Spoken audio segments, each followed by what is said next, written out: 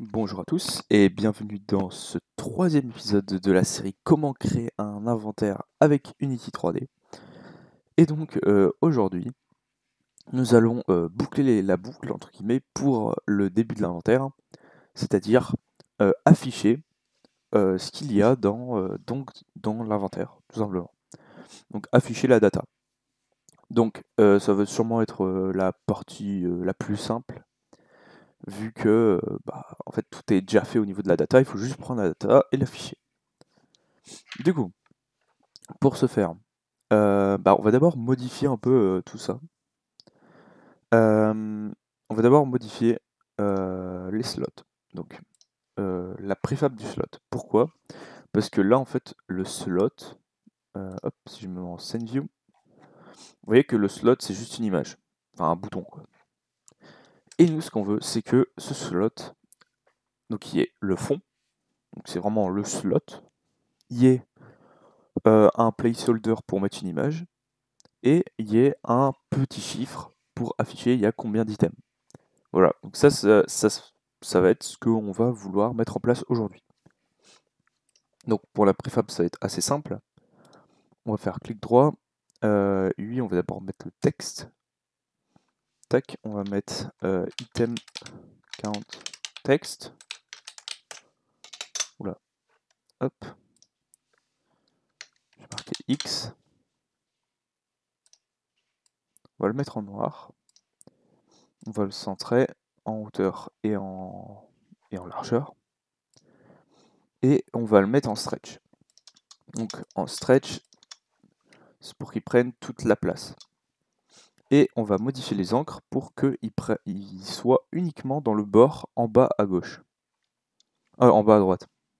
Voilà. J'ai plus ma droite et ma gauche, c'est compliqué. Donc, du coup, ça c'est 0, ça c'est 1. Donc on va mettre 0,5. Vous voyez que l'encre est ici.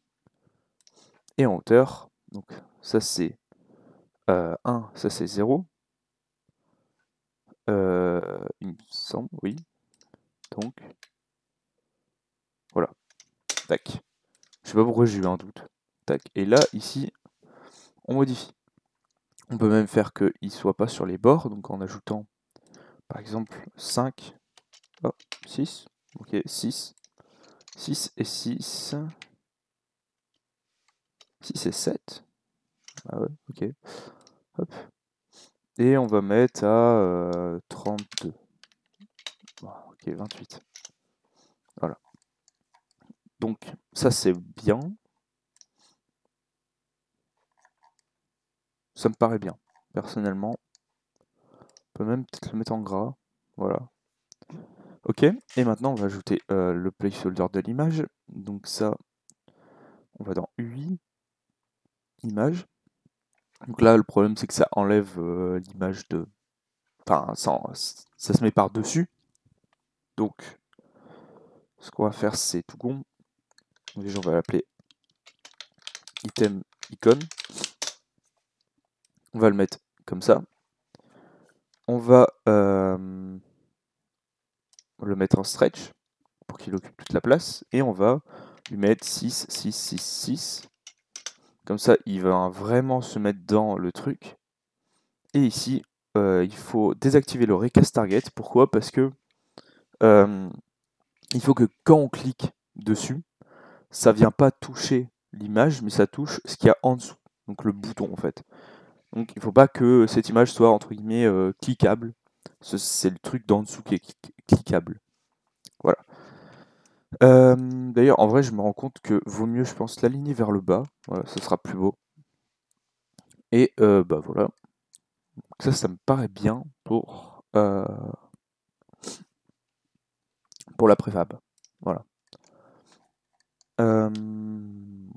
Ouais, ok. Maintenant, on va passer au code. Donc, on va modifier 3 scripts aujourd'hui. On va modifier, enfin même 4 parce que techniquement, on va modifier aussi ça. On va modifier donc l'inventaire. On va modifier, l'inventaire, oui, l'inventaire. On va modifier aussi l'inventory display. Je sais pas pourquoi j'ai du mal. On va aussi modifier le slot et on va modifier l'item data pour ajouter le fait qu'il y ait un sprite à afficher. Donc, maintenant on peut passer au code. Tac. Donc on va d'abord modifier inventory, c'est le truc le plus rapide à changer. Donc ce qu'on va faire déjà, c'est qu'on va enlever ces namespaces inutiles. Voilà. Et ce qu'on va faire aussi, c'est en awake, après avoir initialisé ça, donc initialiser le display, on a initialisé de la data, et après avoir initialisé la data, on va update display, donc display.update display. Donc ce qui est bien avec le fait d'avoir créé les méthodes avant, c'est que là on peut directement mettre ça sans avoir codé ça. Ça c'est plutôt pratique. Donc ça c'était la seule chose dans inventaire à rajouter. Tac. Maintenant on va faire un autre truc assez simple, c'est item data. Donc on va mettre serial field. Je mets en public, c'est très mauvais de mettre en public, comme j'ai expliqué la dernière fois. Mais j'ai la flemme, c'est un tuto assez axé débutant à la base. Donc on va dire que ces trucs-là de code, on va les ignorer, même si je les respecte la plupart du temps. En tout cas dans le tuto. Mais là, c'est pour... En fait, ce qu'il faudrait faire, c'est un getter en dessous avec ici en variable privée, surtout que je les mets en service field, ce qui est un peu, voilà, c'est pour les mettre en privé après. Mais bon, bref, pour des raisons de simplicité et de rapidité, je les mets en public. Voilà. Même si, voilà, je dis, c'est pas bien de mettre ça en public. Peut-être je ferai une vidéo pourquoi un jour. Voilà. Donc ça, c'est juste pour ajouter les icônes. Tac. Donc, on va compiler et on va ajouter directement les icônes. Tac. Donc ici, vous voyez que, oula, ici il faut un sprite. Donc ici, on va ajouter un truc item, un dossier item, et moi je vais glisser deux icônes incroyables. Voilà, qui sont déjà configurées par la magie. Non, en fait, c'est juste deux images que j'ai glissées. Hein, ça, voilà. Et donc, ici, on va mettre A, et ici, on va mettre B. Voilà. C'est pas plus compliqué que ça. Donc maintenant, on va aller dans Inventory Display. Hop, on peut fermer ça et ça. Et donc, ce qu'on va faire, c'est que, en fait, là, on crée juste ça. Sauf que, là, ce qu'on va faire, c'est qu'on va initialiser les slots. Donc, pour chaque slot, on va l'initialiser avec, donc déjà, l'inventory display à qui il est lié, et un index. Donc, on va créer une méthode ici, public, void, inventory, initialize, inventory display,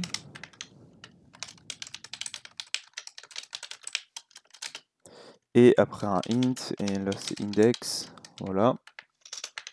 On peut même sauvegarder, ouais, on va sauvegarder l'index, donc index, je sais pas pourquoi je pose la question, mais oui, il faut sauvegarder l'index, sinon ça sert à rien, index.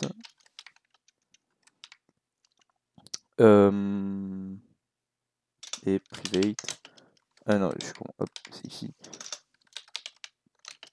inventory display, tac, inventory display. Voilà. Donc, ça c'est juste enregistrer ces trucs-là.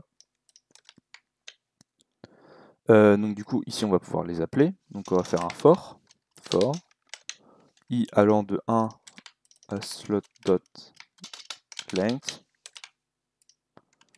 Et là, on va mettre slot i .initialize.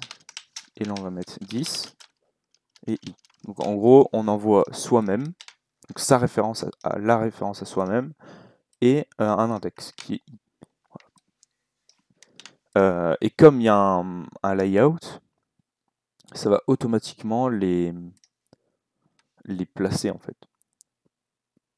Enfin, en gros, ça veut dire que là, c'est le 1, le 2, le 3, enfin le 0, le 1, le 2, le 3, etc. Ici, on va rajouter quelques petites références. Donc, oula, merde. Donc, serialize field, private. Et là, on va rajouter un namespace. On va rajouter le namespace tmpro. Tac. Donc, un text mesh pro. UGUI, parce que c'est pour de lui. Item, count, text. Et on va rajouter serialize field, private, image. Donc là, il faudra importer le namespace. Je vais le faire après. Item, image. Donc pour importer le namespace, vous pouvez faire ça using, voilà, ou vous le notez à la main, comme vous voulez. Voilà. Et pour débugger, on peut mettre que item context.text égale à index.toString. Voilà. Ça c'est temporaire, vous n'êtes pas obligé de le faire, mais c'est pour vous montrer que ça les met bien dans l'ordre grâce au layout. En gros, c'est celui-là, c'est le 0, le 1, le 2, le 3, le 4, le 5. Tac. Du coup, aussi, il faut rajouter... non, c'est bon. Okay. Il y avait déjà le script. Mais il faut mettre les références. Donc ici, item image, c'est item icon. Et ici, item context, item context. Voilà. Vous voyez que 0, 1, 2, 3, 4, 5, 6, 7, 8, 9, 10, 11. Donc, ça marche.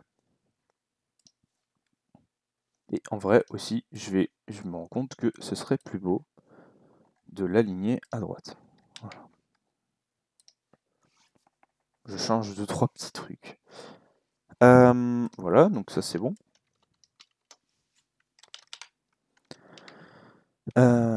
Donc il nous faut aussi une nouvelle méthode publique, void, update, display. Bah nickel. Tac. Et on va faire passer un argument d'un item. Et en gros, on va afficher les propriétés de cet item. Donc on va afficher son image et le nombre d'items qu'il y a dedans. Donc là, il y a deux possibilités, parce que, enfin, je vais d'abord faire un truc, puis après, on améliorera le système. Ce sera mieux. Tac.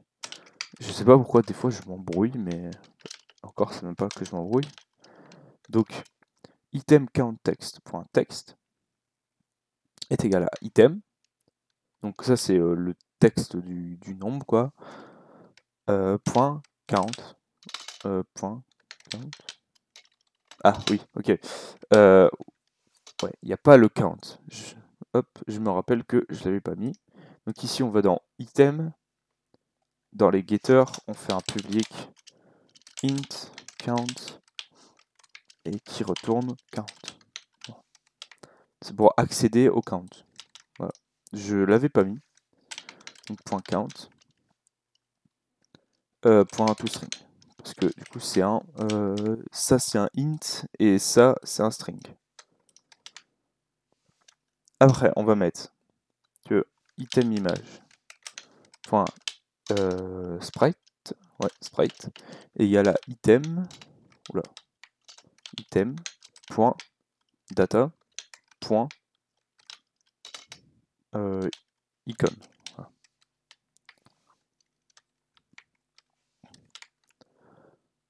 Et là, normalement, ça va marcher. Le problème, c'est que ça, c'est jamais appelé. Donc, ce qu'on va faire, c'est que bah, on va faire la méthode ici. Et en fait, la méthode ici, elle est toute conne, c'est juste for et allant jusqu'à slot.length slot i.update display item items i. Voilà. Donc l'item 0 sera dans le slot 0. Voilà. Ce qui me paraît logique. Voilà. Et bah, c'est bon. Yo.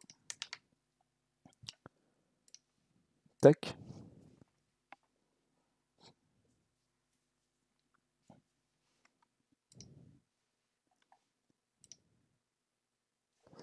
Object not reference.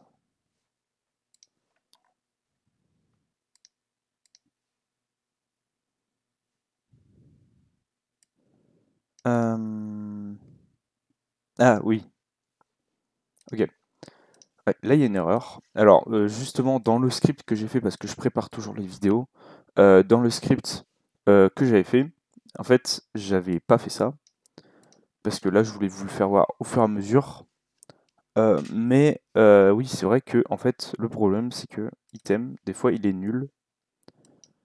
Et du coup, bah ici, si ça c'est nul, bah ça n'existe pas. On peut pas y accéder. Donc, du coup, ça fait une erreur. Donc, bah, je vais directement faire ce que j'ai fait à la base, en fait. Donc, en gros, ça, normalement, ça marche, entre guillemets. Mais le truc, c'est que bah, s'il n'existe pas, il faut faire autre chose. Et nous, ce qu'on veut, parce que le problème, c'est donc le bug qu'il allait avoir, entre guillemets, c'est que quand il n'y a pas d'item, ici, il va être marqué 0. Et ici, ça va être blanc. Et ça va... si vous avez un fond de couleur, par exemple, moi, ça va, c'est du blanc. Mais si c'est du gris, par exemple, bah, vous allez avoir une image blanche un peu dégueulasse par-dessus. Donc, ce qu'on va faire, c'est que si jamais il n'y a pas d'item, eh ben, on va reset l'affichage, entre guillemets. Et pour faire ça, donc on va mettre si jamais il y a un item, donc item.empty. Donc si jamais l'objet n'est pas vide, on va faire ça. Tac. Et on va mettre itemImage.color à white. Pour color.white. Ouais, je sais pas pourquoi j'ai mis white. Color.white, pourquoi pour que bah, l'objet soit bien affiché. Et en fait, ça, c'est la couleur de base. En gros, c'est la couleur de base de l'image. Sinon, on va dire que itemCountText.text égale à rien. ItemImage.sprite est égal à nul. Donc on enlève l'image. Et itemImage.color égale à newColor. Et là, on va mettre 0, 0, 0, 0. Comme ça, en fait, l'alpha de la couleur, il est à 0. Et comme il est à 0, bah, en fait, on voit le fond, on voit le slot, entre guillemets, et on voit pas une image blanche par-dessus. Ce que j'aurais pu vous montrer en mettant, par exemple, en vrai, je peux le montrer en enlevant cette ligne. Tac. Si je veux bien compiler. Donc,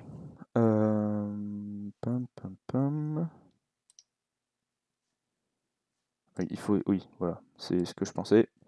Ça, je vais le mettre en rouge. Vous voyez que ici, c'est rouge. Tac. Et que quand je lance, bah, en fait, c'est blanc. Et que il faut que j'aille dans test. Voilà. On va push. Voilà. Test push. Et vous voyez que là, bah, en fait, comme l'image est transparente, le fond est blanc et rouge parce que bah, le fond de base est rouge. Mais il n'y a plus de blanc parce que du coup, ici, c'est transparent. Et il y a le noir, logique, parce que bah, ça, c'est voilà, la couleur de l'image. Mais vous voyez que c'est un problème. Parce que du coup, ici, bah voilà, ça fait de la merde. Et bah, pareil, si je rajoute 10 items, hop, 15 items par exemple, tac, merde, push, que je reprends, hop, bah, voilà, ça fait ça. Et du coup, le fait de mettre cette ligne en plus, ça fait que bah, ça désaffiche le placeholder quand il n'y a pas d'item dedans. Et ce qui fait que bah, du coup, ça, c'est voilà, c'est bon, on voit le fond rouge. En vrai, je vais le laisser comme ça, quoique, non, je vais le remettre en blanc. Tac, voilà. Voilà. Donc déjà, ça s'affiche bien. Il reste un truc, c'est cliquer sur les boutons. Et bah là, ça va être tout con. On va aller dans Item Slot. Et on va mettre une Private Void Click Slot. Donc dedans, vous mettez ce que vous voulez. Hop. Et ici, on va rajouter un button. Donc Private Button. Button. Voilà. Et on va prendre, donc lors de l'initialisation, on va prendre un getComponent, donc getComponent bouton. Donc il faut que ce script ait un bouton. Tac, button. Oula. Button.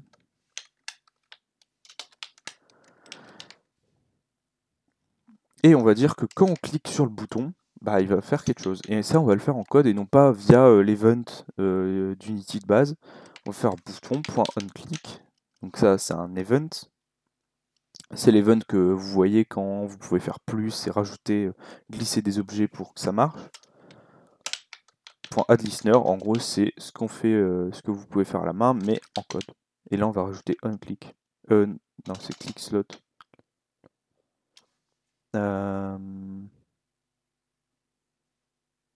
Bon, ouais, on va mettre onClick, c'est plus logique. C'est ce que j'avais mis à la base en fait.